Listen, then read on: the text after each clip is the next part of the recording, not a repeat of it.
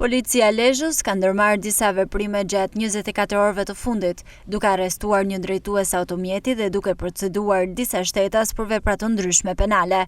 Specialistët e njësisë së sigurisë rrugore të autostradës Milot Morin arrestuan në flagrancë shtetasin MN 54 vjeç, i cili u kap duke drejtuar automjetin në gjendje të dehur. Ndërkohë, shërbimet e komisariatit të policisë Kurbin referuan materiale në prokurori dhe nisi procedimi penal për shtetasin MP 62 vjeç banues në Laç, pasi dyshohet se ka kanosur një 64 vjeçar për motive pronësie.